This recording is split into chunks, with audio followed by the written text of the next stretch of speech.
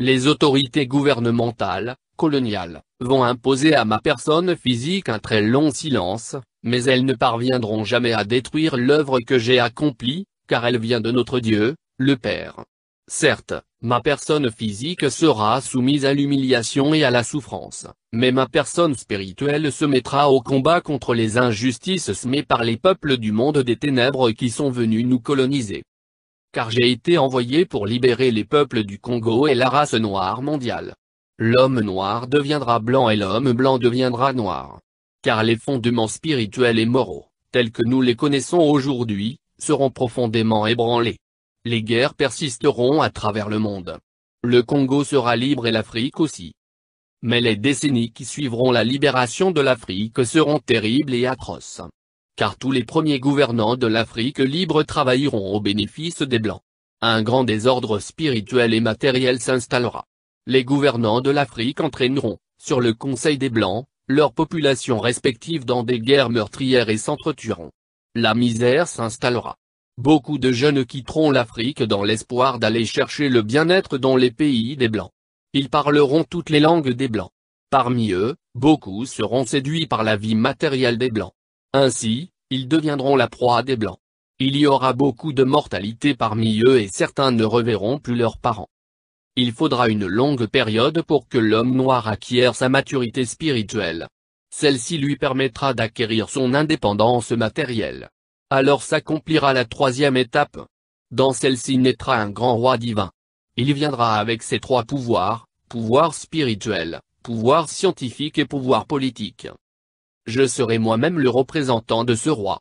Je liquiderai l'humiliation que, depuis les temps les plus reculés, l'on n'a cessé d'infliger aux Noirs. Car, de toutes les races de la Terre, aucune n'a été autant maltraitée et humiliée que la race noire. Continuez à lire la Bible.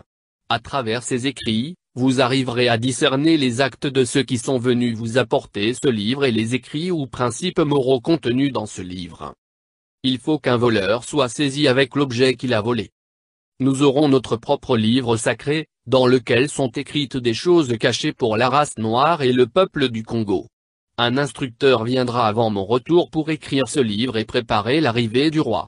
Il sera combattu par la génération de son temps, mais petit à petit, beaucoup de gens comprendront et suivront son enseignement. Car sans cet enseignant, qui préparera les peuples Congo? Car l'arrivée du roi sera très meurtrière et sans pardon. Alors, il faut que les peuples du Congo soient instruits avant cet événement.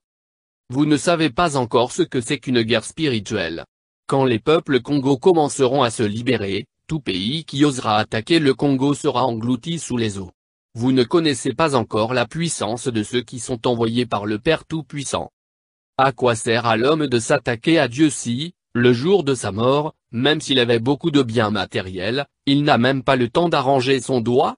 Vous ne savez pas de quoi est faite votre vie et pourquoi vous vivez. Car, exister physiquement c'est apparaître comme presque rien. Pourquoi tuer son prochain et espérer rester en vie, et pour combien de temps? Dieu n'est pas le temps, ni l'espace. Il est un tout dans le tout. La génération du Congo perdra tout. Elle sera embrouillée par des enseignements et des principes moraux pervers du monde européen. Elle ne connaîtra plus les principes maritaux de ses ancêtres.